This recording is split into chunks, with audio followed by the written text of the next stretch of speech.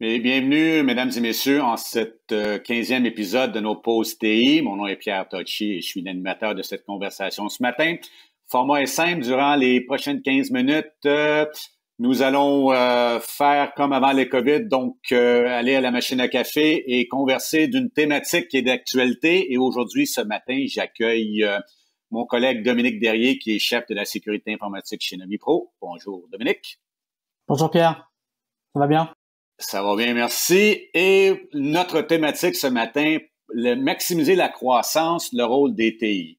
Dominique, ça peut sembler paradoxal parce que depuis quelques années, le cloud a pris beaucoup de place. Donc, maximiser la croissance, le cloud et le rôle des TI. Est-ce qu'il y a un paradoxe ici?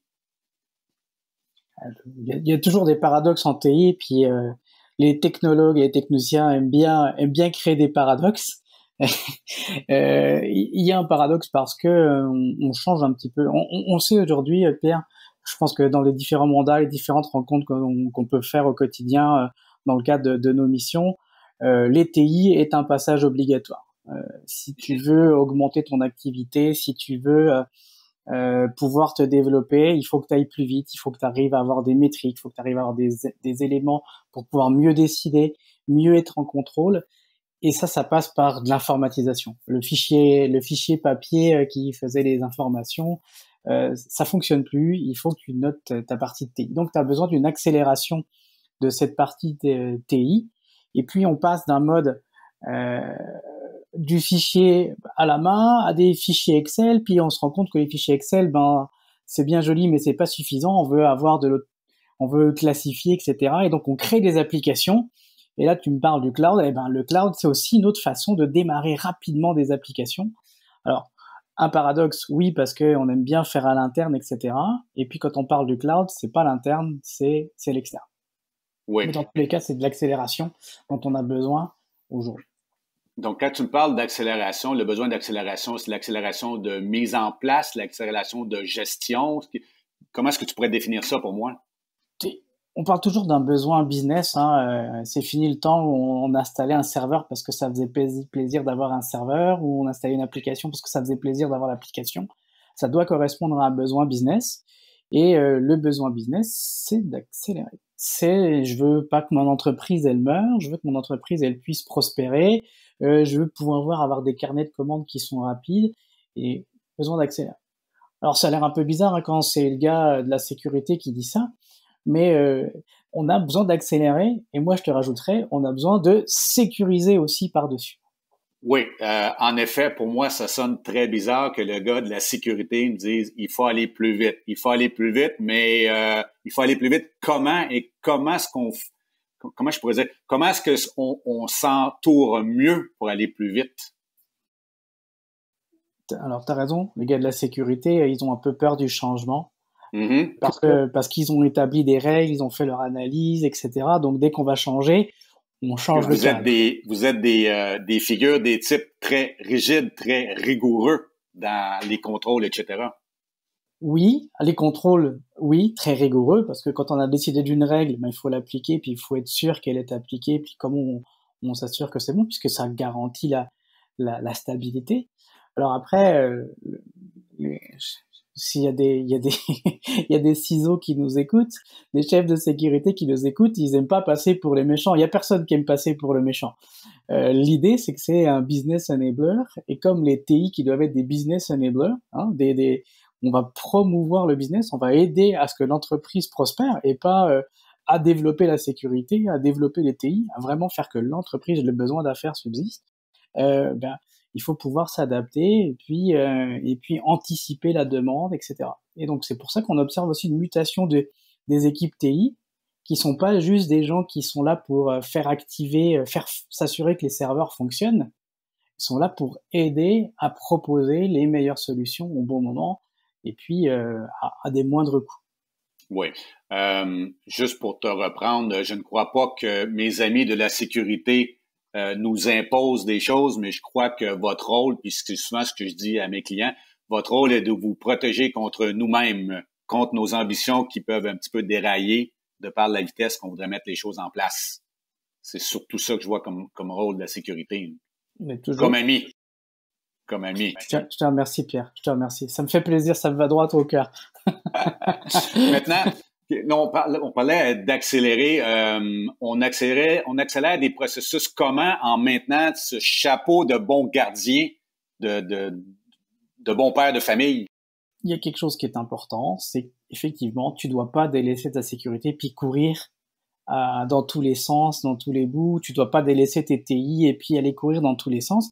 On évoquait le cloud au début, c'est une façon de pouvoir avancer, de pouvoir se développer, de répondre à une problématique, à une solution, ou trouver des solutions plus adaptables.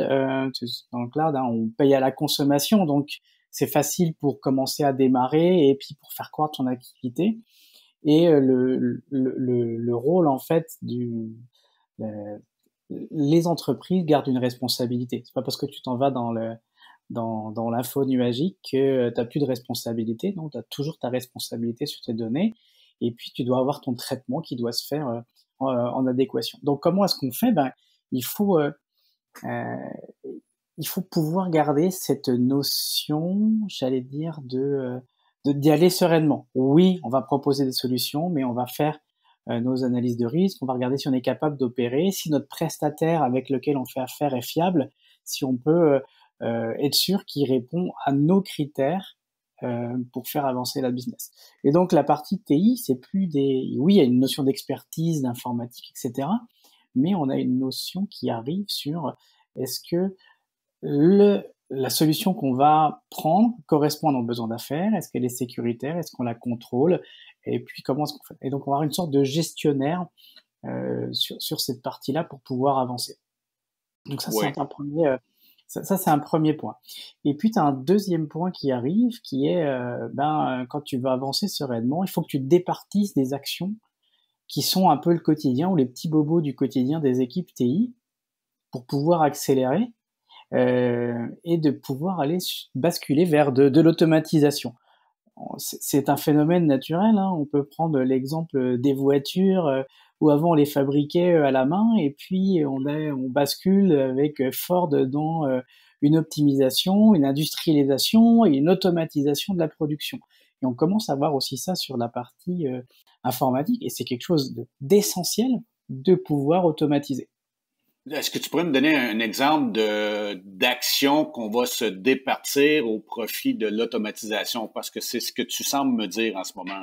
Il y a des actions qui sont très très simples, typiquement très très simples. Voilà. Je rephrase. Il y a des actions qui sont très simples à comprendre.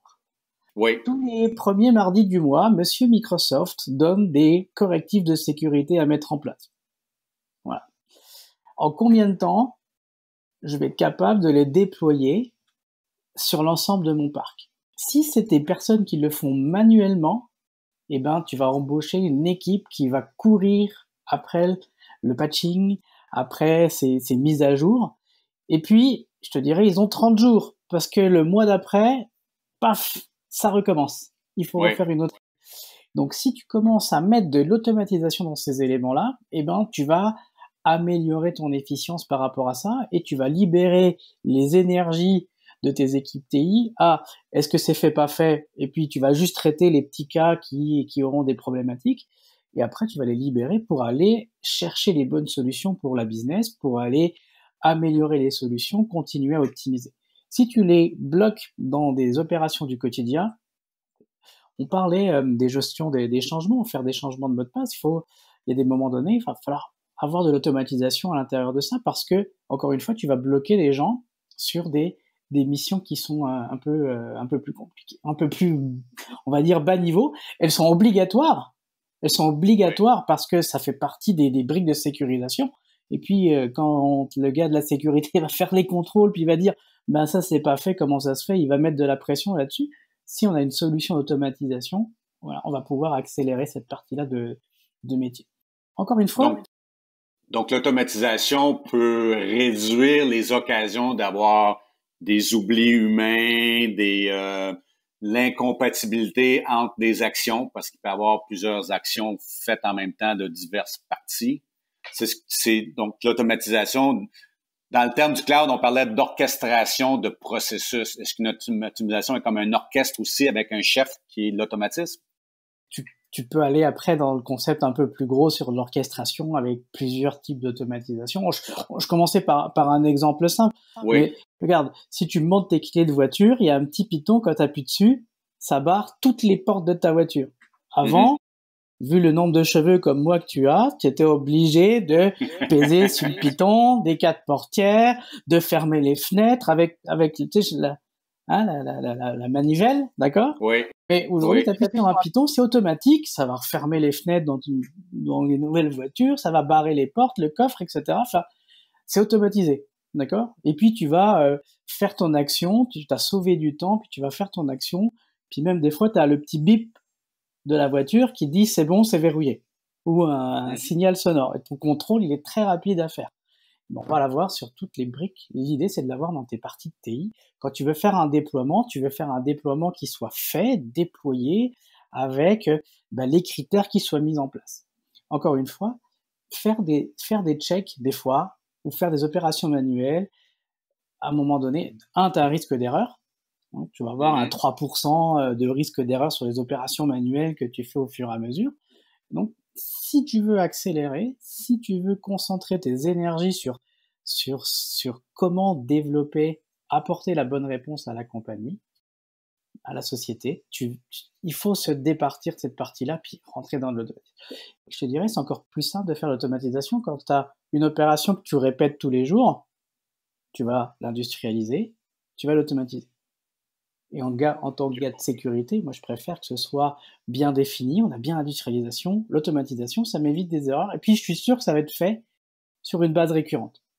Toi, Dominique, tu me rappelles un petit peu la philosophie dont on faisait la promotion là, pas si longtemps, 6-7 ans, lorsqu'on a commencé toutes nos méthodologies cloud, on disait, vous ne pouvez pas être un Google, mais vous pouvez vous comporter comme un Google.